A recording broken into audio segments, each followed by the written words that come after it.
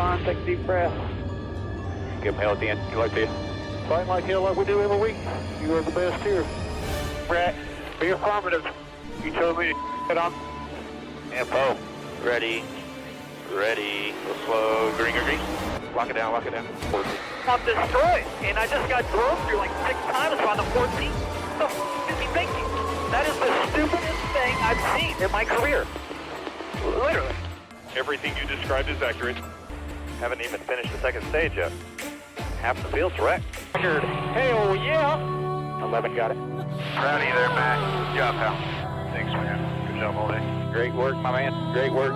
Keep putting yourself in position, we'll win our share, right? We got one back today, brother. Good job. Therefore, great job, guys.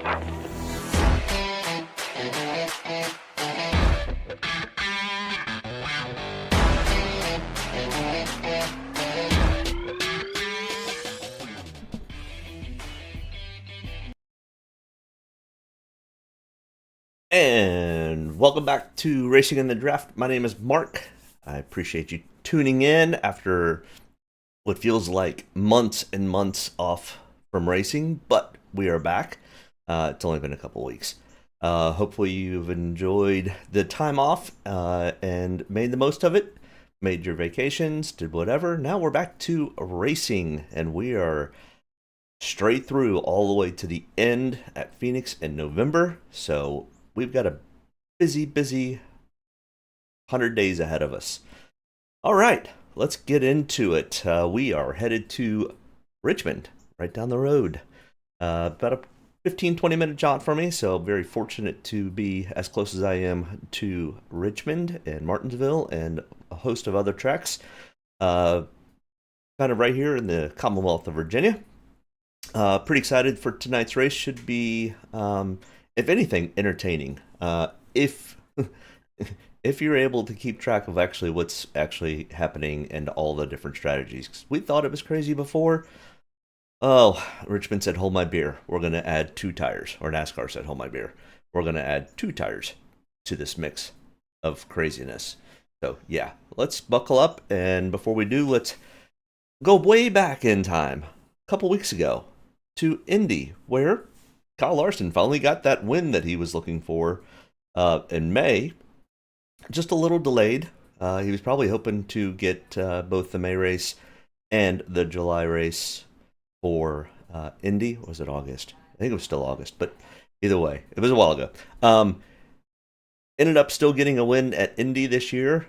Maybe he can pull off a double or triple next year and win both Indy races and the Charlotte race. Well, time will tell. All right, let's take a look at the optimal lineups.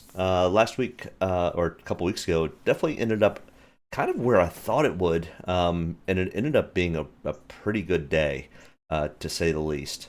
Hopefully your day ended up just as nice, because a lot of the things that we had talked about on here actually came to fruition for once. It's nice when it all comes together. But either way, no real dominators to speak of, and kind of had that thought process going in. Kyle Larson was the only one that started in the top 10. I kind of thought that there would only be 1, maybe 2, but really thought there would only be 1, at least for the optimal lineup. And that did end up being the case with 5 drivers being place differentials. And as we look down to other drivers who did not make the optimal lineup, only just 2 drivers starting in the top 10 turned out there. So kind of the thought process definitely kind of fell into place and things worked out pretty well. The optimal lineup after 22 races, Brad Keselowski sitting up top with 8. And knocking on the door is Tyler Reddick, Kyle Larson, and Christopher Bell. And kind of falling down a little bit, Noah Gragson, Ty Gibbs, William Byron, and a couple other drivers. So kind of the cream is rising to the top here between Keselowski, Reddick, Larson, and Bell. So definitely kind of keep an eye on those. Can we see some new names added to this list, or can some of these guys pad their lead, so to speak? So either way, make sure you hit that like and subscribe button. Hit me up in the chat. Who do you like today? Who do you not like today? Did you end up having a pretty profitable Indy race? And how was your break from NASCAR? Did you like it? Did you not like it? Was it too long? Was it too short? I enjoyed it. I think it was a little too long. I think we could have gone just with a week off, but you know, the Olympics kind of put that to rest. I don't think we'll see that 4 years from now. I think at that point, everything will be streaming and won't really interfere with the Olympic coverage. All right, so either way, these were the kind of practice sessions that we've been looking at over the last few weeks and months, and how it actually kind of turned out. And this actually kind of played pretty well for Indy. It was one of the first times that this actually kind of worked to our advantage, and I wasn't left scratching my head completely. I mean, the guys that overperformed in qualifying compared to practice, as we can see over here on the right hand side, that they really didn't show up very well in the finish or for Draftkings. And the guys that underperformed in qualifying gave us a lot of place differential. It really kind of came to fruition that was kind of how it ended up getting played. So that worked out really well for at least single lap. And we kind of saw the same thing with the 5-lap average. The guys that underperformed in qualifying, that were really quick in practice, ended up finishing fairly well, at least in Draftkings. And over here, I mean, we had Ryan Blaney and Kyle Larson, at least in the 5-lap average, that flipped the script a little bit. But either way, this kind of showed a little bit. This really, this showed also kind of the same type of thing, but really the one that I've kind of enjoyed in kind of finding the needle in the haystack at the cheap value drivers, definitely kind of showed a little bit. Corey LaJoie was definitely a good play. Cody Ware ended up being a decent play. I didn't have much of Cody Ware, but he did play pretty well. Zane Smith ended up with a pretty good day, at least in DraftKings worlds.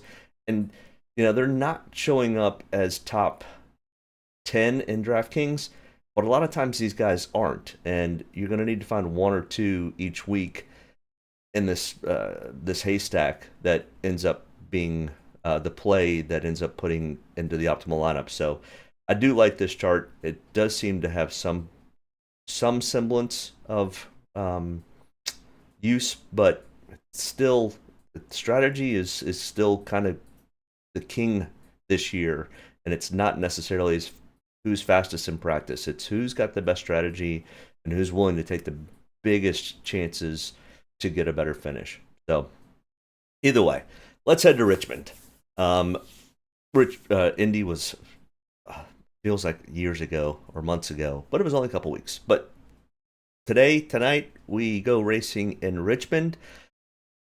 Oh boy, it's going to be fun. It's going to be interesting, I think. This could be a snooze fest, but as Richmond lately has been. But I think I applaud NASCAR for at least throwing, the kitchen sink at it at this point. I still don't know if this is truly the best option. I think they should just race the option tire, the softer tire, for the entire race and see what happens. But either way, we are at Richmond. It's a short track. It's only 3/4 of a mile in length, 14 degrees in the turns, so decent amount of bankage in the turns. The race length is 400 laps. We will have some Dominator points that potentially get played into this. I don't know how much we focus on Dominator points because of tire fall off, the two different types of tires, and all the different strategies when it comes to how that ends up getting played out. The soft tire is faster than the primary tire. It does wear out sooner than the primary tire. But with that being said, because it is faster, it has the ability to create discrepancies throughout the field when it comes to fast laps per lap. So literally, if you get a I don't know, let's put Zane Smith, who goes in and he's the only one that gets the optional softer tire early, and I'm just throwing this name out, so don't, it's not a prediction by any means, but this driver who does not show up super well, is kind of towards the back of the pack, is like, I need to make up some track position, and he's the only one that gets the soft tires, and everybody else gets the harder primary tire. Well, at least stat-wise and data-wise from practice, was showing that he should be the fastest guy in the field, and probably would be, and would have the fast laps, where a lot of times it's typically somebody maybe in the top 10 or somebody like that. So your fast laps get eaten up by guys kind of in the back of the pack. The same thing happens at our super speedways, and those types of things. So the fast laps are going to get spread out amongst lots of different people. Now, the laps led could also do the same thing if you start to get some people who start doing some different strategies. They try to go long on a run, they try to go short on a run, and those types of things. So I think the laps led are also not going to be as much in play this week as we would normally see at a typical Richmond race. So I think the varying strategies are really going to be interesting to see how this gets played out. But I'm not overly concerned with dominator points. It's much more going to be finishing position and place differential are going to be kind of the key factors. I mean, we're going to have some of the guys that are going to run up front, stay up front, and finish up front. They may not necessarily have a ton of dominator points, but because 45 points gets paid to first place, somebody in 42 or 43 gets paid for second place, and so on. Finishing position is going to be as big of a factor as place differential. Hopefully that makes sense. So I don't necessarily concerned with dominator points. I think they'll come into play, but I'm not super focused on that. Track comparisons. I mean, of course, we look at Richmond, Phoenix, Nashville, Martinsville. Any of these tracks that are a mile and a quarter or less, that does not have much steep banking like Bristol or Dover, definitely kind of plays into a similar type of setup. And there have definitely been some drivers who have been very dominant at this style track. Quick ones that come to mind: Christopher Bell, Ryan Blaney are two that pop up. Denny Hamlin has done very well at this style track. So this could be a little bit of a preview of what we might see at Phoenix. The question is, what tire do they end up taking? So we'll see. Our optimal laps from previous Richmond races, and as we can see, I mean, the Dominator definitely in the spring race came into play, and we kind of had two of them. We had Kyle Larson and Martin Truex Jr.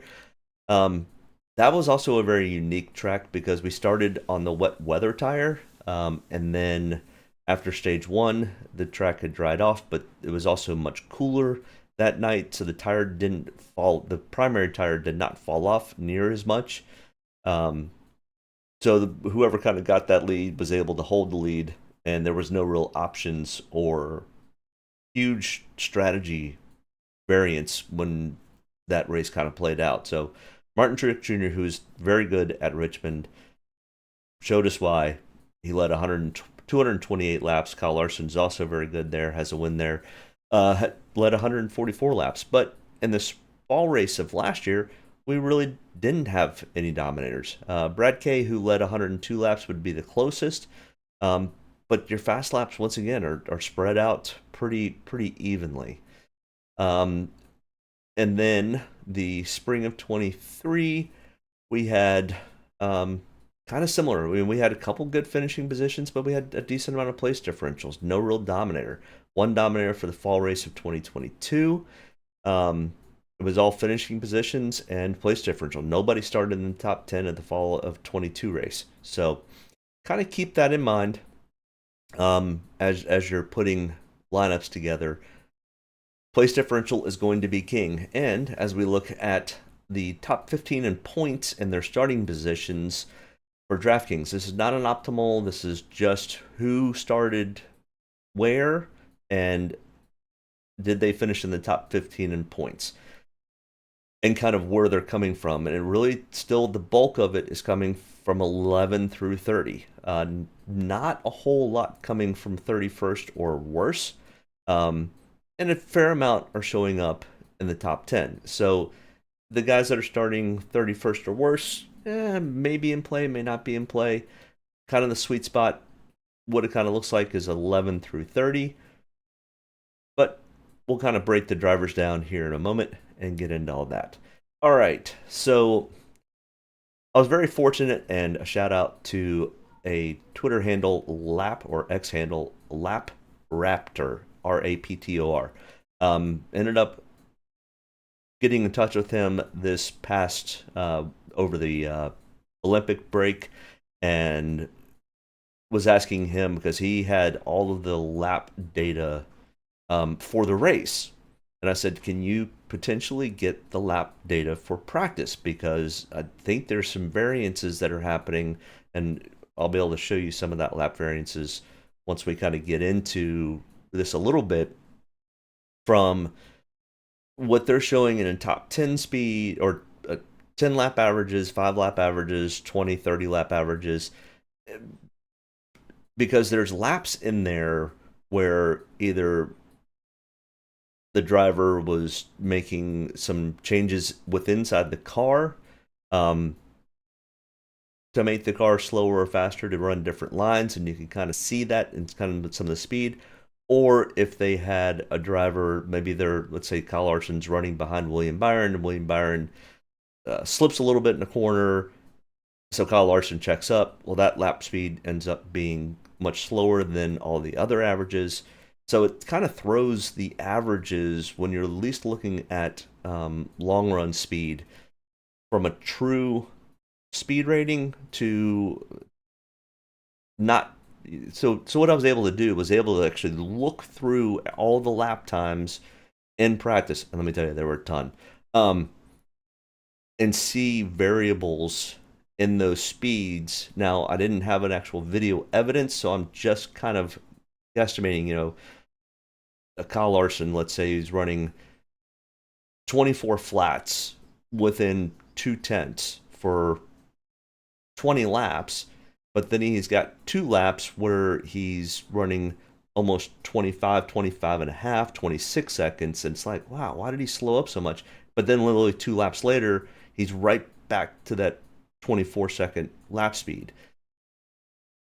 So what I did was I pulled a lot of that information out if I saw the variable of where they were on average, just slightly slowing down, but had a couple of laps where it was like, whoa, what happened there?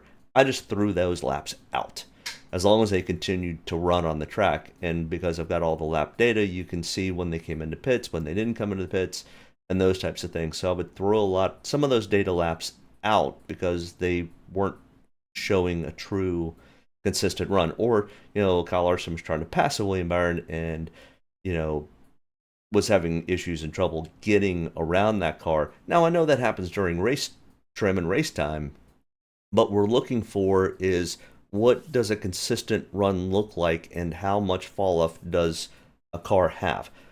And of course, once we get into race, everybody's going to have to try to pass everyone else. So that I was looking for kind of more of a flat line of what the actual averages are. And I think I've got something close. The problem is, with this practice in general, we had 2 sets of tires, and they were all over the place. You had some guys that were running 40 laps on primary tires and 10 laps on the option tire. Or flip it, they were running 40 laps on the optional tire to see how long it was going to last, and then flipping over to the primary tire for 10 laps.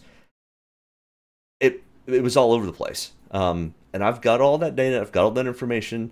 I haven't slept much, but next week should be a little easier, because we've got 1 tire, it's Michigan, and we'll have a little bit better idea of what we're looking at. So, but either way, this is the fastest practice average laps on the primary tire. They have 6 of these tires, so the majority of the race is going to be raced on these primary tires. I don't think we see the option tire until probably the last 100 laps. And honestly, we may not see him at all. I would find it funny that nobody would take the option tire, but I don't know how much it's going to get used or how long it's going to last in race conditions. So it's going to be interesting to see. But either way, I found it quite interesting. So our average on the primary tire, the harder tire, this is the difference between what they practiced to what they qualified.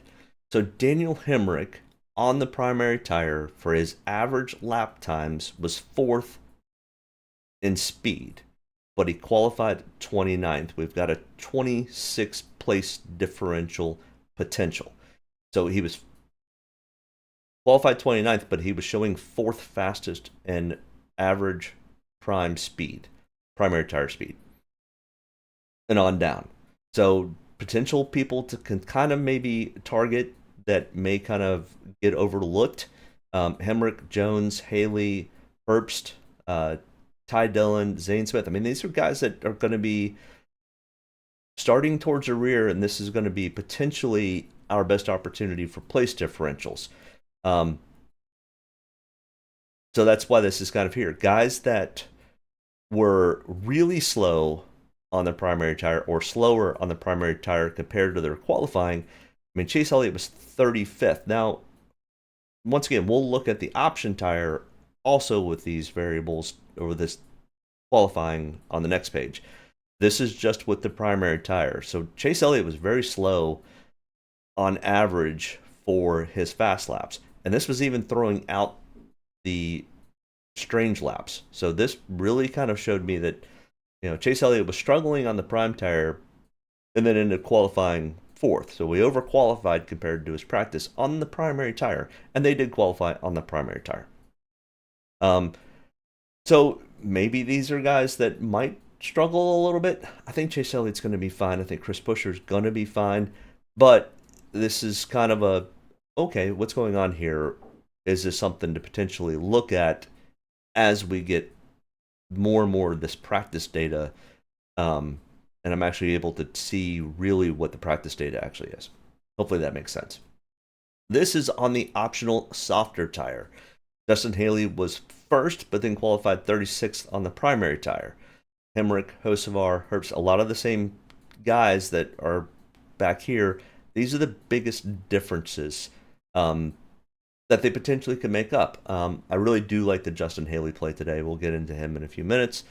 And then, of course, over here are the optional softer tire practice to where they qualified. So Denny Hamlin was 30th on the optional tire, but then goes out and qualifies on the pole in the primary tire. So a little discrepancy here, but it does show maybe where we can pick up or lose place differential spots. So, this setup here is kind of really what I'm looking at. I'm looking at the Haleys, the Hemricks, the Hocevar, the Riley Herbst, the Ty Dillon as potential needles in the haystack, or trying to make some semblance of what can we get for a cheaper option that could end up getting us the best net return on place differential. So hopefully that all makes sense. It made sense in my head. All right, so our practice speeds for our single lap. Now this is just what I would normally have on a normal weekly basis, and this is just the information that you just get off of NASCAR or whatever. This doesn't show primary tire. This doesn't show option tire. Who was fastest single lap? It was Austin Dillon, Bubba Wallace, Chris Bell, Martin Truex Jr., Zane Smith, Hocevar, Buescher, and McDowell. And then this has their qualifying spots. So McDowell was 8th in practice, but is starting 28th. So maybe there's a little bit of play there with Michael McDowell. Now, Michael McDowell's not super good at Richmond, but this does show their speeds. And then we've got their fall-off speeds over here. Their fall-off speeds, because they were running a little bit harder, is greater than the average fall-off speed. As with the slower drivers, And once again, I did not look into if most of the time these faster times that we're looking at here were done on the option tire. And then these speeds down here were probably on the primary tire, because they were, I mean, as you can see, half a second off from some of the fast times, even more than a half a second, but their fall off was nowhere near as bad, which probably also indicates they were on the harder primary tires, so the fall off was not as great as going with the soft tire, which did have a lot of fall off. Lots of data, lots of information. And how do we come up with a plan on at least trying to maybe take down an optimal lineup, or at least winning some money this weekend? It's all in the data. And trying to get rid of a lot of the other noise, because there's a lot of noise. Our value drivers, where they're starting and where they practiced. Now, this is just the straight up practice data that we've looked at every week. This doesn't take into account if it was an option tire or a primary tire. This was, and more than likely, their fastest lap was probably on the option tire. But either way, we don't know that for sure. Like Zane Smith, I don't think ever ran the option tire. I think he ran only on the primary tire, and he was still 5th fastest in practice. So there's a lot of interest here with Zane Smith. If he can keep his car in one piece, he's showing really good speed. Corey LaJoy also. But Corey LaJoy does this every week. He goes out, he practices and qualifies decently, and then we get into race trim, and he just falls off a cliff. I'm not as confident with the Corey LaJoy play. But, the John Hunter Nemechek starting 35th, I think there's a huge potential here for a decent day out of John Hunter Nemechek. This kind of fits John Hunter's wheelhouse. What's up, brother? Good to be back. Yeah, good seeing you, Wyatt. I appreciate you tuning in. Not sure if you've been watching for long, but oh my, have we got data. I've got I hooked up with Lap Raptor on X/Twitter, and he was able to pull all of the individual lap datas from practice, and most of these guys had 80 to 100 laps of practice. So I spent a long time digging into the data this weekend, as well as going to the race last night. So I was up late, but glad you made it. Dig in. We've got a ton to talk about. But this also kind of shows who's going to be kind of just there. Ty Dillon, Hemrick, Harrison Burton, Parker Retzlaff. This will be the most consistent driver of the day. I think Parker will start 37th and probably finish 37th unless we have a big melee in the first 100 laps. Because I'm not sure he makes it to lap 100. We'll see, though. Cool. Thanks, Wyatt. I appreciate the compliment. But yeah, shout out to Lap Raptor. He did all the heavy lifting, and I just went through and tried to figure it all out. But he was able to get me the data that I was looking for, which was great. Riley Herbst is very interesting also, starting 34th and was 19th in single lap practice. So, all right, let's get into the driver-by-driver breakdown for Richmond. Denny Hamlin, local Richmond native, just south of Richmond in Chesterfield, right down the road. Local track, and he really does like this place. So let's kind of break this down since we haven't done it in a while. At the top, this will show the 5 races that we are comparing to, which will be this line here. So Denny Hamlin's price tag is $10,700. He qualified in the first position. And then the 5 races that we're comparing to, he's got 2 wins in those 5 races, 4 top 5s, 4 top 10s, and 5 top 20s. Very consistent.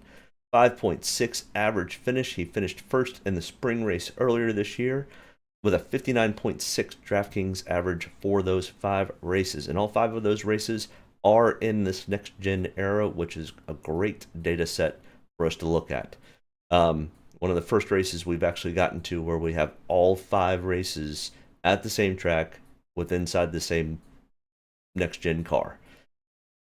And then if we look down here, his full history, we'll go over practice in 1 second. His full history, He's got 35 total starts at Richmond with 5 wins. 19 of those 35 starts, he has finished in the top 5, 23 in the top 10, 30 out of 35 in the top 20 with an 8.3 average finish.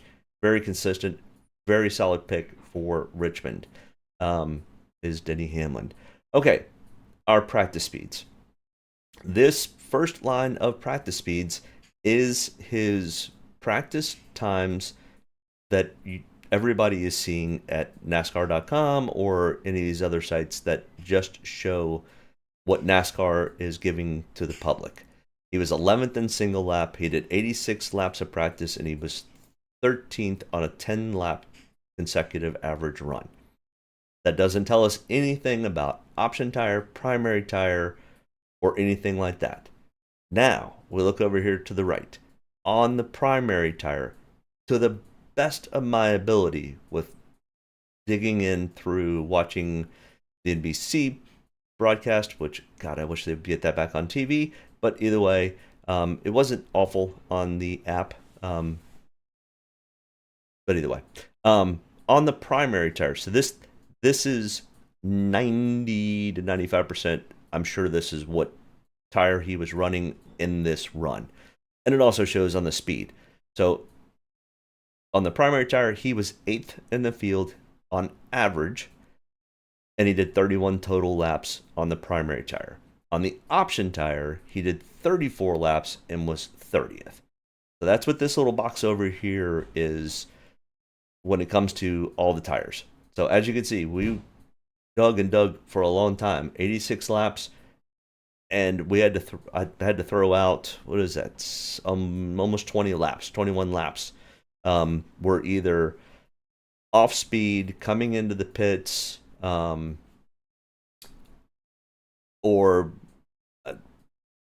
something was happening on the track, and Denny ran a much slower speed than what he had been consistently running for that run. So that's why the discrepancy between the total laps here and the total laps that he ran here. And that's the other thing that I was not able to see prior to having that data, was there was 20 laps that were really throwaway laps, in my opinion. And they really gave you a false information. So I'm hoping that this information, as we get into one tire, one practice, and everybody's on the same thing, it'll give me a better idea of what's going on. But, you know, we had a prime tire and an option tire, so we've got to look at both of them. Now, what does that all mean for tonight in the race? Who knows? We're still shooting in the dark because it is NASCAR. I mean, somebody blows a tire in front of somebody and they wreck and they're done. And what does it matter what you practiced? You could have been the fastest all the way around, and you go to lap somebody and they wreck and you're done. So, or caution comes out at the wrong time and you're on a different cycle and of tires, and then your day's done. I mean, we saw that last night for Corey Haim. He raced his way all the way up to the front on fresher tires than everybody, and looked like he was going to pull away from the field, and then a caution came out, and he didn't have any more tires left. So everybody else changed tires and blew right by him. But either way, Kyle Larson, 10,500, starting at 15th. I'm not going to go over a lot of this, but it was very interesting to see Kyle Larson be this slow in practice. They also, so the other thing about the next, well, all forms of racing, at least ovals, the first cars to get out on a fresh green track have better grip and have faster times. Kyle Larson didn't go out until about lap 15 in practice, so the tire rubber had already been laid down. It was no longer a green track. It was a rubbered in track, which is slower. Because as the tire begins to heat up, it's pulling the labor that the rubber that got laid down into the track up onto their tire, which makes the tire slicker and more loose. But Kyle Larson and Hendrick, as we're going to see, did this on purpose, because this is what is more indicative of what they're going to race on. They're going to race on a rubbered in track. They're not going to race on a fresh green track. So you had an Austin Dillon who was super fast and had great speed, but that he was one of the first cars out. Fresh green track, super sticky, no rubber pickup. He's going to run a fast lap. So Hendrick, Kyle Larson didn't start running until about lap 15 of practice. Their lap times were slower consistently throughout. He was faster on the optional soft tire. And that's the other variable that gets played into this, and there's no real way to kind of get a truer sense. There's no real way to get a real true sense of each car unless the track stayed the same for everybody. And that's never going to happen. That's not racing. Track temperatures change. Rubber gets built up. Rubber gets pulled off. Tire wear. How hard did you run? What's your setups? I mean, so it's a little interesting that Kyle Larson was this slow and he didn't qualify all that great. Now, he does have one of the best crew chiefs in the business. I think he's going to be fine. I'm not sure he probably could battle for a win. But these times are a tad bit concerning, especially since, the last 5 races at Richmond, he's 3 top 5s, 3 top 10s, and 5 top 20s, an 8.4 average finish. I think he's probably should be, unless they have issues, an easy top 5 pick, which out of these more expensive guys is one of the better place differential guys to kind of target. So he does have 2 wins here at Richmond. It's a good track for him. He likes to race here. He does well here. So I don't mind some Kyle Larson this weekend. Christopher Bell, 10,300. Without his penalties in the spring, I think he got caught speeding or had a tire get away from his crew. He ended up having to do a drive-through penalty at about halfway to 2/3 of the way through the race in the spring. But Christopher Bell was probably the fastest on track. And he battled back up to 6th even after going almost a full lap down with that penalty. So Christopher Bell, and as we've seen, Christopher Bell is really good at the Phoenix, Iowa, the short, more flat, less banked type track.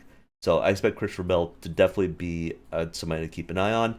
His practice speeds were really good. His option tire was not bad.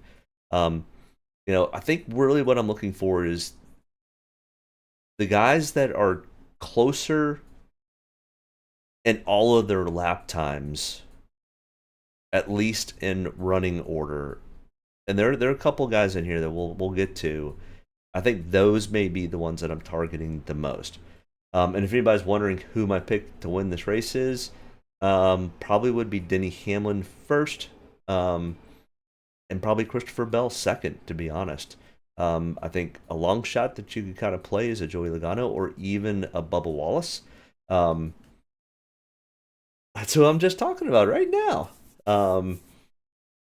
My favorite value play is Justin Haley, coming from 36. My win is Hamlin, Bell, Logano. Long shot would be Bubba Wallace. So, I do like Christopher Bell a lot here, starting in 5th. I think he's gonna start and finish close to where he's at. Doesn't give you a whole lot of place differential, but does give you a good finishing bump in points. So kind of keep that in mind. Like I said, Dominator points I don't think are going to be a major play because of the tire variance with this prime tire and option tire. Martin Truex Jr. is super good here. Does not have a win in the last 5 races, but he's got a 6.6 average finish. And he probably should have won the spring race. There was lots of controversy. Did Denny Hamlin jump the start? Who knows? NASCAR allowed it to happen, so bad on NASCAR, good on Denny. I don't know. But either way, Martin Truex Jr. did end up finishing 4th in that race. He did lead a ton of laps, 228 laps in the spring. So Martin Truex Jr. is also very, very good here. He's got 3 total wins for his career here out of 36 starts and a 15th place average finish. His speeds were good on just the practice chart. When we start to dig down between the option tire and the prime tire, I mean, they're in the 20s. So I don't love the fact that it's this much difference when we're looking at the speeds. So I don't mind the Martin Truex Jr. play here. I'm probably going to be underweight on Truex Jr. though. Ryan Blaney, this is, I mean, for a track that looks like on paper should be in Ryan Blaney's wheelhouse. I mean, it races a lot like, similar to Martinsville, similar to Phoenix, and we saw how good he was at Phoenix in the spring. Christopher Bell was faster, but Ryan Blaney was right there. It's going to race a lot like Iowa. Iowa was designed like this track, and Ryan Blaney was dominant in Iowa. It's very interesting that Ryan Blaney does not run on average as well at Richmond. Point being, the last 5 races at Richmond, no top 5s, 2 top 10s. In fact, he's never finished in the top 5. I'm just looking at that right now. To 16 total starts, no top 5s. So when I start looking at his practice speeds were not bad, but they're not great either. So starting in 11th, I don't love the Ryan Blaney play. I'll have a little bit of ownership, but I'm not going to have very much. I think there's better plays. So, just personal opinion. Like this one, Brad Keselowski. $9,600, starting 29th. His practice speeds were as good, if not a little bit better than Ryan Blaney's. I'm not looking for a huge home run out of Brad Keselowski. I just need Brad to get to a top 10 or real close to it, starting in 29th, and that's going to play. Now, also starting in 29th, being Brad Keselowski, who's got 2 wins out of his 29 total starts here at Richmond, plays probably pretty well. And this is why Brad Keselowski is leading the optimal lineup challenge that we looked at earlier. Brad K has just been qualifying poorly all year. And then strategies and racing conditions work into Brad's favor, and he ends up getting a top 5 or potentially even a win. So I'm not worried about the Brad Keselowski play. I think they'll figure out a way to get him up at least in the top 15. So I will take that. He's going to probably be pretty heavily owned, starting 29th. Tons of place differential with the possibility of getting a top 10. William Byron, 9,400. William Byron's kind of like Ryan Blaney. They're okay at Richmond, but you would think they would be better, but he's really not. 13.2 average finish over the 5 races, only 1 top 5. At least he's got 1 top 5. Ryan Blaney doesn't have any. He finished 7th here in the spring. He has led laps at Richmond before.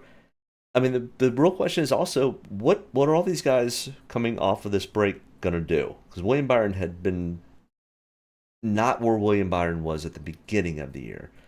I think Brad is a free square tonight. Yeah, I think it's just you put it in and go. And you just understand that everybody's got that free square. So you're really putting a 5 driver lineup together. I agree with that, Bailey man. I think it's just and I think it's if you don't have him, now I'm not going to run 100%. I'm going to run. He's probably going to be in 45 to 50% of my lineups. Because if he does end up having an issue or whatnot, and he finishes 27th, it does us no good, especially at that price tag. So I'll have a fair amount of ownership, but I think I'm going to be pretty even with the field. I think he's probably going to be somewhere between 40 and 50% owned. He could even go over 50%. It's really hard to say because there's not a ton of jump off the page drivers this week for place differential. Brad Keselowski's probably the biggest one. So I think with that being said, I think he's probably going to be pretty heavily owned. The William Byron play, once again, the Hendrick guys did wait to go out, so their practice speeds are going to be a little bit slower. They've got a little bit better data when it comes to race conditions. But I really kind of feel William Byron. I mean, he might get to a top 5, but I think it's much more of a kind of somewhere between 6 and 13. I think it's kind of where he finishes. So it's kind of be maybe a little bit of place differential. But I mean, if he only gets to ninth, I'm not sure that's enough at 9,400 to warrant a whole lot of ownership. So I mean, I'll probably have 10, 15% ownership in William Byron. Probably not going to be a whole lot though.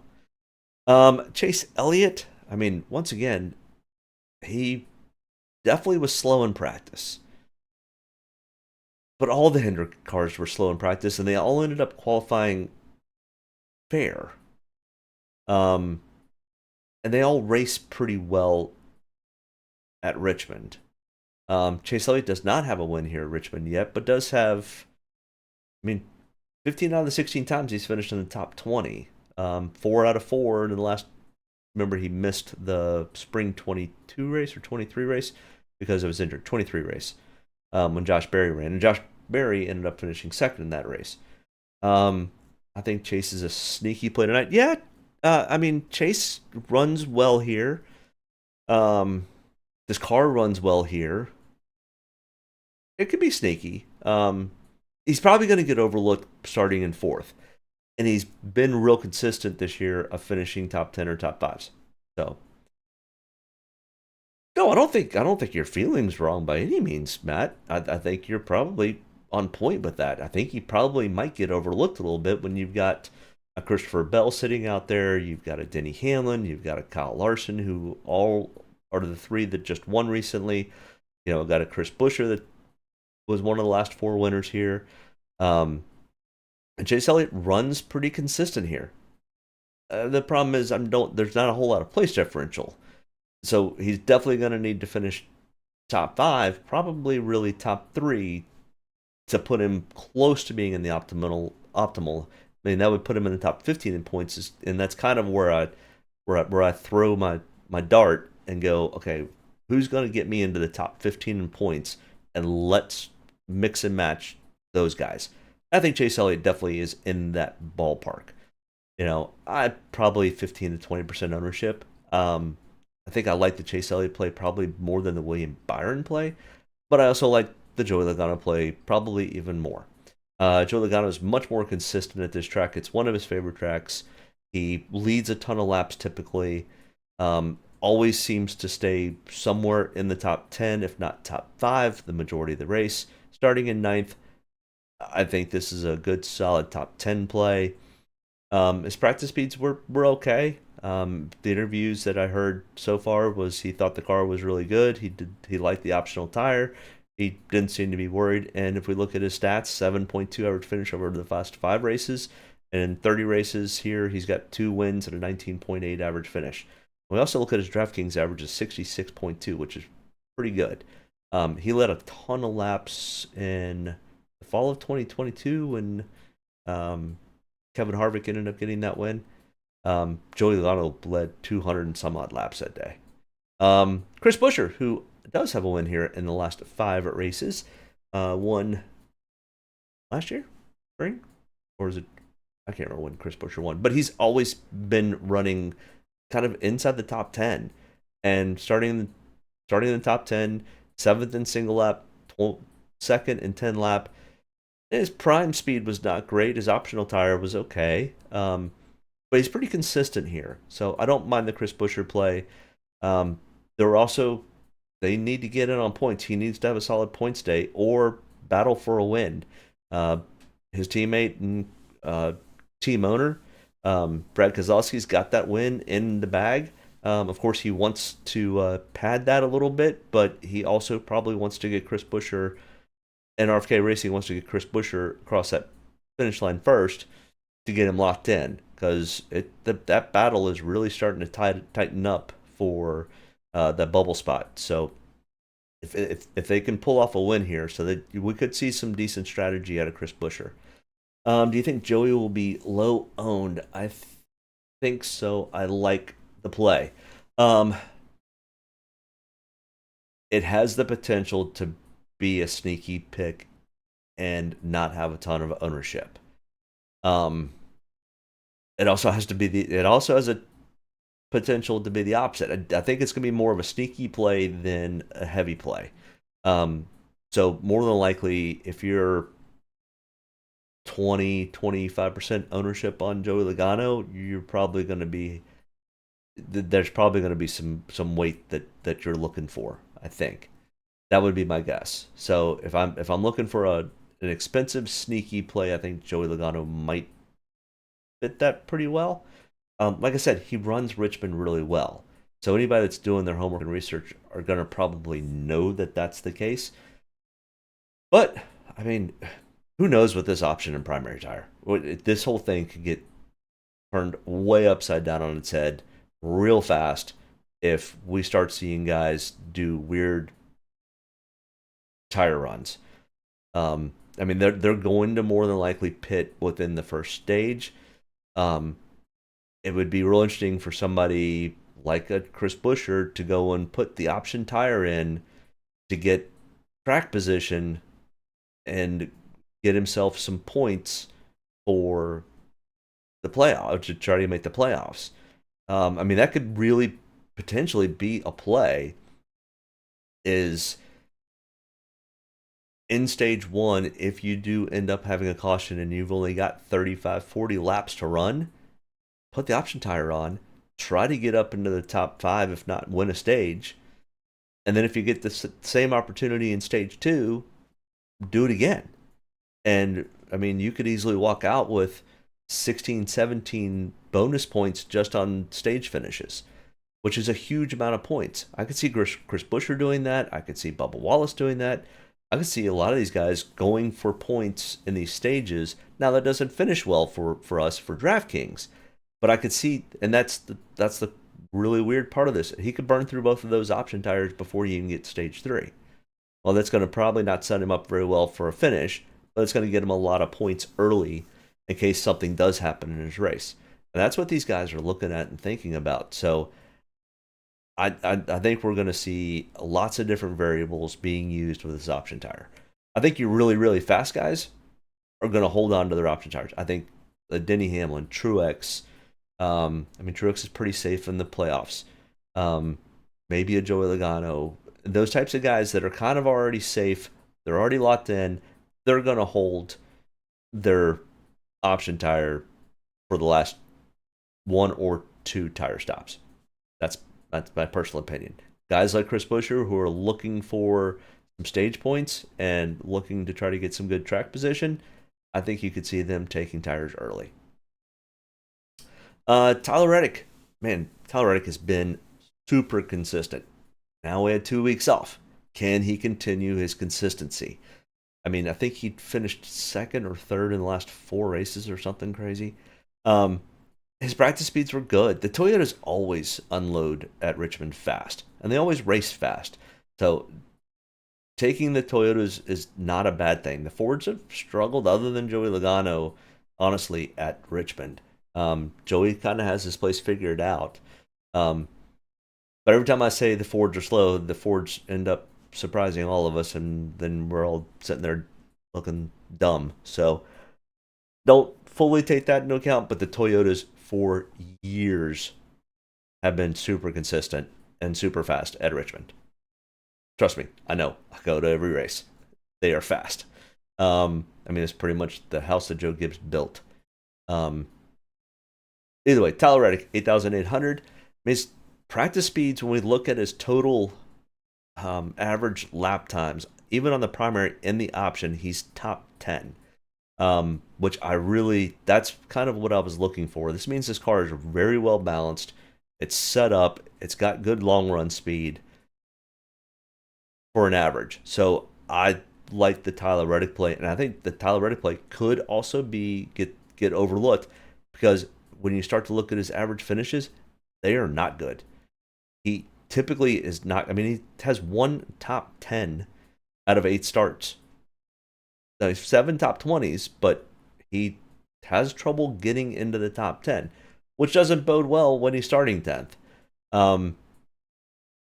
But these speeds look really, really good. And the way Tyler Reddick has been so consistent so far, the last, it skipped over 2 weeks, but prior to that, he has been knocking on the door or leading towards the end of these races. So I don't mind the Tyler Reddick play.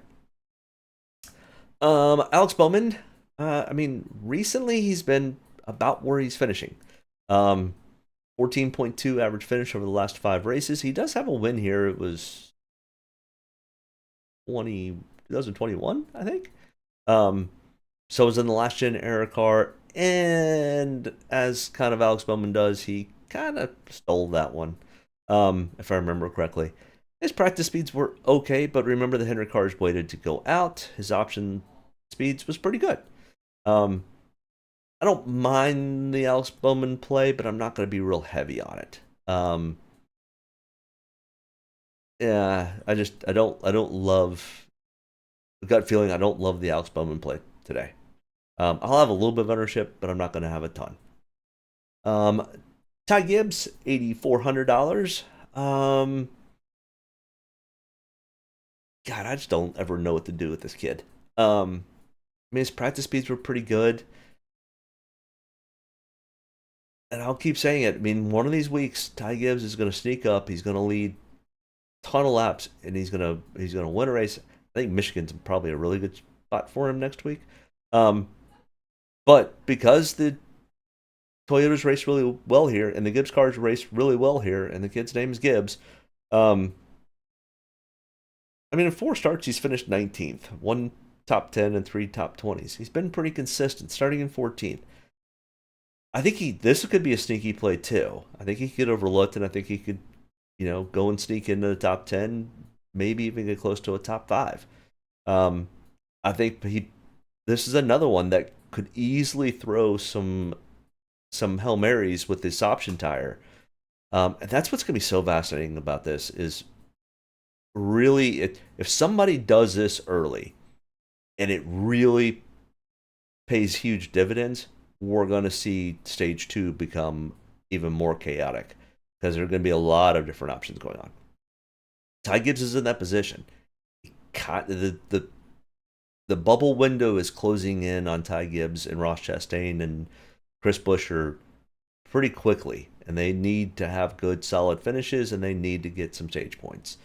On the way of finishing, I think Ty Gibbs finishes where he starts. So I probably won't have a ton of ownership. Oh boy, Kyle Busch. Did the 2 weeks. Here's the question for the chat. Did the 2 weeks do Kyle Busch, Austin Dillon, and Richard Childress Racing any good? If we're looking at practice, maybe. That was never really the issue or problem that I felt with RCR or Kyle Busch. I felt it was just bad luck, ended up turning into bad finishes, which ended up turning into a mental block, and then Kyle was trying too hard and put himself into really bad situations. What I'm hoping for is this 2-week reset for Kyle was, okay, I just need to go out and get solid finishes now and put himself into position. He keeps putting himself in this position where he's running top 10 and it looks like he's got pretty good speed, but he wants to win so bad he's putting himself in bad situations. And until that can get fixed, and I'm not sure how you fix that with a Kyle Busch because he just is so determined to win, which is not a bad thing, but he just needs a good solid finish. Maybe this is the week he just goes, okay, I'm starting in 12th. Unless I truly have a shot at a win, I'm just going to get what the track gives me. And I'm going to get a good solid finish. I think that's where he needs to start. That could easily mean that he finishes top 5, though. So he had good, consistent speed in practice he was fastest in the prime tire, but he only did 23 laps, and this is an average. So he ran fewer laps, which means the tire fall off never really hit. When we start to see some of these guys that ran 45 and 50 laps of prime, their speeds began to slow down, so their average speed slowed down. So there's a little bit of variance when we're looking at these speeds. You want to look at how many laps they ran. But either way, I mean, there's some speed here, and Kyle's good here. He's got 6 wins. I mean, he's got one more win than Denny Hamlin, so he is very good. 7.4 average finish. I don't mind the Kyle Busch play. I think he might get overlooked, so potentially a little sneaky. Probably overlooked because of the fact that Kyle Busch has been struggling so much. Ross Chastain, another one who just can't seem to get out of his own way this year, has just been close but has struggled. He hasn't had the bad luck necessarily like a Kyle Busch has had, but he has just not. This team, Trackhouse, just hasn't quite seen the speed that they used to have. Now we've had 2 weeks off. Does that fix? Maybe. Starting 22nd, there is some place differential. I mean, he did show up in my top 5 of my ranking systems. And a lot of that came from his starting position. He's never been super good at Richmond. He's been okay. But he's another one that's going to have to throw some haymakers because he was pretty safely in the playoffs, and he's now a bubble driver. So he's still in, but he's going to need to get some good finishes or some good stage points. So I think we could see some Hail Marys or Hail Melons from Ross Chastain when it comes to potentially what they do with these tires. So I don't mind the Ross Chastain play, but there is a little buyer beware with that. Josh Berry, oh boy, he likes Richmond, and Richmond seems to like him. Don't have a whole lot of data sets when it comes to this, and they had a radio issue in practice, so they did not get a whole lot of practice, so they just went out and raced the option tire. And he was 10th on 29 laps on average. He was very, very quick on his option tire laps compared to everyone else. He is starting in third. He blistered his first round qualifying speed by, I mean, he blistered him. So he was really fast. Starting in third. I think he kind of started close to there in the spring race also and finished 11th.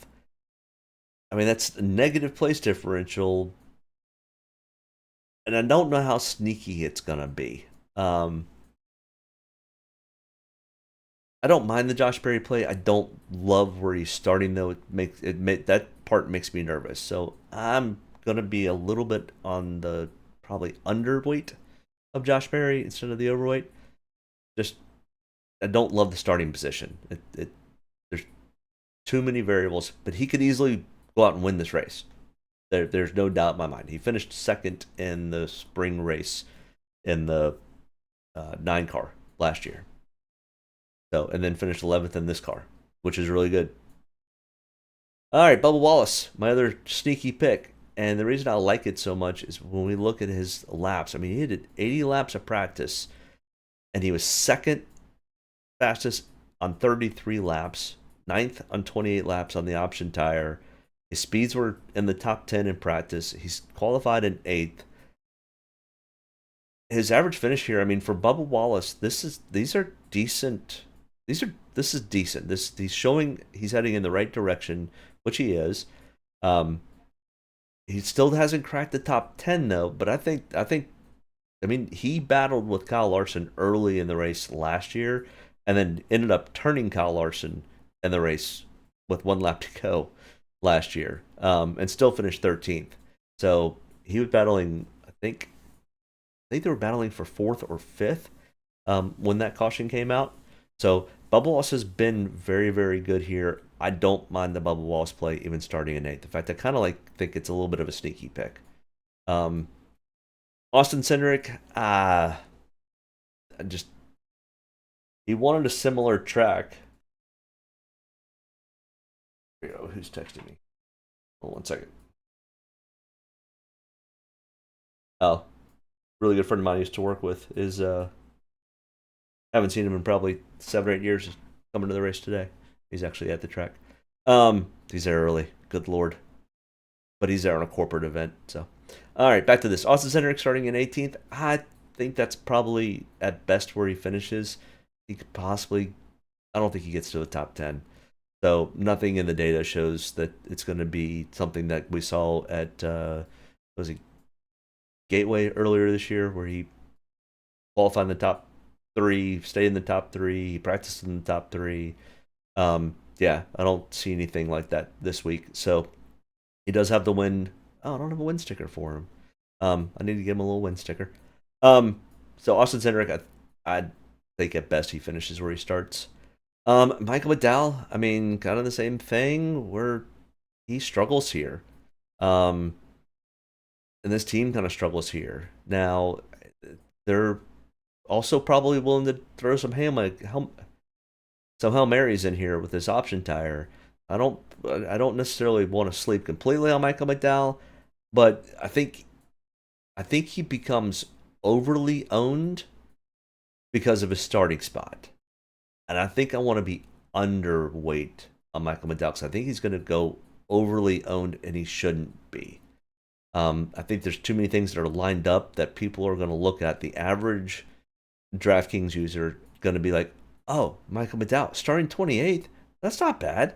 His practice speeds were okay, but he usually runs pretty well. He usually races pretty well. And they're not going to look real deep into the data. I mean, it's not pretty. Michael McDowell struggles at Richmond for some reason. I'm going to talk bad about him, and he's going to go out and finish 5th or something this week. But no, I don't think that's going to happen. There is a place differential. I think he could get into a top 20, maybe a top 15. I don't think he's going to battle for a top 10. So I'll have some ownership because of where he's starting, but I'm not expecting fireworks out of this at all. And I don't think it's enough for me to be like, oh yeah, that's where I want to go. So I like the Chase Briscoe play probably better at 25th, even though it's 3 spots, place differential given up. But this track lines up very well for Chase Briscoe. He runs this track fairly well. I mean, in the last 4 races, he's finished 4 times in the top. Last 5 races, he's finished 4 times in the top 20. 15th place average finish. He's pretty consistent. I mean, 5 out of his 7 starts, he's finished in the top 20, starting 25th. I like this play probably more than I like the McDowell play. So I'll have more ownership in Briscoe than I will at least McDowell. And I'll have more than probably Suarez. But when we look at his practice speed, Suarez was very consistent. 8th on the option tire, 19th on the primary tire. Now he's got the win sticker, so he's locked in. He's going to want to pad that a little bit. So if he can get a chance at a stage win, you could easily see Daniel Suarez staying out when everybody else pits to possibly get a stage win, depending on situations. So they're going to probably be willing to take some shots because they've got that stage win, which makes me go, are they going to take too many shots to try to get something out of nothing?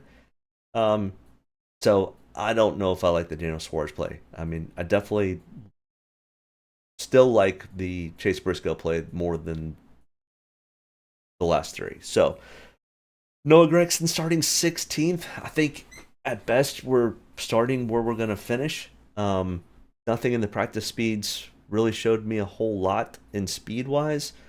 And they've just been too inconsistent. Noah has, at least, in this 10 team. So I don't think I love the Noah Gragson play starting at 16th. I think it's starting a little too far up. I think that's probably best where he finishes. So I must probably fade off of Noah Gragson. I do like the Todd Gillen play. He is still, I mean, we'll see what this 2-week break did to everybody. But before going into that, he was one of the hottest drivers in NASCAR with one of the best average finishes out of everybody. I mean, that's why he's now $6,500 price when he used to be $5,500 5 or 6 races ago. So he's consistently running better and better each week. He's starting in 23rd. I think it's probably a 15th place finish, and is 8 spots enough? Maybe at 6,500. I think there probably might be some value there. He's starting a little further up than I want him to, but I don't mind the play. Carson Hocevar. he likes this track, actually. He runs it pretty well. He won the Truck Series race last year. So he knows how to get around this track pretty well. Starting in 19th, I mean, I don't think there's any real home run situation here for Carson Osavar. I think he just does what he's been doing and just has consistent runs. I see a Carson Osavar with a 12th place finish. Now, is 7 points enough? 7 place differential enough? Maybe it's 6,300. I'll take a few shots on Carson Osavar. I mean, maybe like a 10% ownership stake. Eric Jones, this one still baffles me when there are guys out there running 80, 85, 90 laps of practice. Still, Eric Jones, I've talked about this most weeks, runs the fewest amount of practice laps. There are drivers who do less. But this is a well-funded team. They've got plenty of money. They should be trying to grab data. I don't understand this play. And, you know, if I had the power, I would be like, no, we need to get to the track. We need to unload, and we need to run every lap of practice every time. And they're only running about half. Yeah, I mean, and the laps that they're not running are not good. I mean, the laps they're running are good. The laps they're not running are bad. So, I don't know. Starting in 27th, I think he's got some potential for some upward movement. Decent amount of place differential here. I don't mind the Eric Jones play, but I just don't understand why they don't practice more. It baffles me. Here's probably one of my favorite plays, and he's probably going to be a lot of favorite plays. He was 14th in single lap, 7th in 10 lap consecutive average. He was first in 18 laps on the primary tire. He was 12th in 18 laps out of the prime tire. And he starts 36. He just blew it in practice. His not qualifying well could be our benefit, but once again, Justin Haley's been running really well. He's not super secret anymore. So I expect him to be probably pretty heavily owned, probably 25-30%, but I'll probably be there with it. So, I mean, just as much as I think Brad Kay is going to be heavily owned, Justin Haley will also be heavily owned. Austin Dillon, 5,800. I don't know what to make of it. First in single lap, 4th in 10 lap consecutive average, and then if we drill down on it, he was 9th after 25 laps on the primary tire, 4th after 27 laps on the optional tire. He was very consistent, kind of like Bubba Wallace, just really consistent on speed. They can just not have any bad luck. You could see him grab a top 10. This is one of his better tracks. I mean, 16.8 and 16.7 average finish. 13 out of 20 starts, he's finished in the top 20. You know, we're looking more for top 10s here. But out of the last 5 races, it's 2 top 5s and 2 top 10s and 3 top 20s. I mean, maybe, potentially. But that bad luck bug just sits in the back of my brain and goes, I don't know. He's had such bad luck. Has he shaken it off yet? Did the 2 weeks do him any good? Maybe. Ricky Stenhouse Jr., this is another team that's going to have to throw Hail Marys. And they've been throwing Hail Marys. They were kind of the team that started it all earlier this year by just every different strategy they could think of, they were running. So starting in 33rd, they're gonna throw the kitchen sink, the bathroom sink, and whatever sink they can find at this race. And watch Ricky Stenhouse Jr. I love watching him here at Richmond. He is always one of the first cars that ends up going up and rim riding the wall at Richmond, which seems to be counterintuitive. But once he gets that grooved in, it turns out to be really fast. Same thing with Ty Dillon. He and Ty Dillon both have consistently just rim rided Richmond, and they do it well. So with this different option, primary tire and everything else that's going on and different strategies, it'll be fun to watch Ricky Stenhouse. I think this could potentially be a little bit sneaky, but who knows? Ryan Preece, 5,600. I mean, honestly, this should line up really well for Ryan Preece because this is the type of track Ryan Preece grew up running. short tracks, rough, abrasive, tire wears, all of those things. But it just, it does have one top 5 out of 3 starts in the last 5 races. So, maybe 17th place average finish. So yeah, definitely. I don't mind the Ryan Priest play. I'll have a little bit of ownership there. Good Lord, everybody and their mother is texting me trying to find out if I'm coming to the race. I'm like, it's not till 6:30, dude. It's 84 degrees outside and sunny. Yeah, that sounds great, but I plan on drinking tonight too. I don't plan on being out in the sun all day. I'm not 24 years old anymore. I can't tailgate all day. All right, sorry. Squirrel. $5,400 John Honeyman Chick starting in 35th. I like this one too. I like this play a lot. Average finish, data set's not big. Finished 25th in the spring race. Starting 35th at 5,400. Give me 10 spots. It's probably not enough to really get you into the top 15, so he kind of more needs to be get to 20th.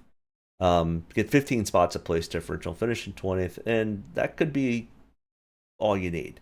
I like the Justin Haley play a little bit better, but I don't mind using John Henry Nemechek as a substitute in some of the lineups. Corey LaJoie, I think you overqualified, but his practice speeds were pretty consistent, and he's now without a ride. He's looking and hunting for a ride. So this could be, the question is, does he overdrive it? Does he overdo it, trying to make up for missing talent? And I don't know. I think him leaving Spire and getting a different ride could be really good for Corey LaJoie. I think a fresh start is something that he needs.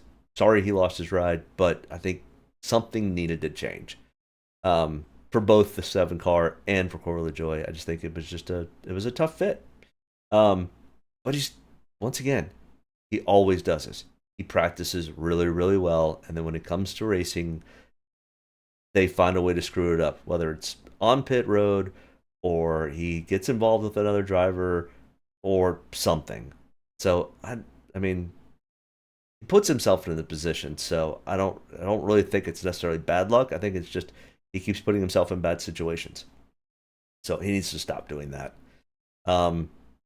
Starting 24th, I don't really love it. The same thing with the Zane Smith. But Zane Smith was really good. He practiced only on the primary tire, never practiced, at least for what I could tell, on the optional tire. I could be wrong. But all the information that I found is he went out and ran nothing but prime laps. And he was this good on the harder primary tire. And that's after 56 laps. So, maybe there's something for Zane. And once again, Zane runs really, really well. But Zane kind of has the same weird luck as the bad luck bug.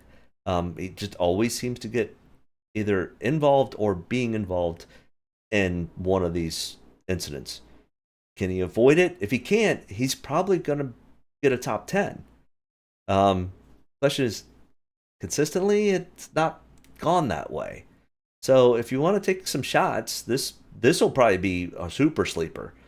He's got the speed in the car. If he can make it to the finish, I think it's a top 10 play.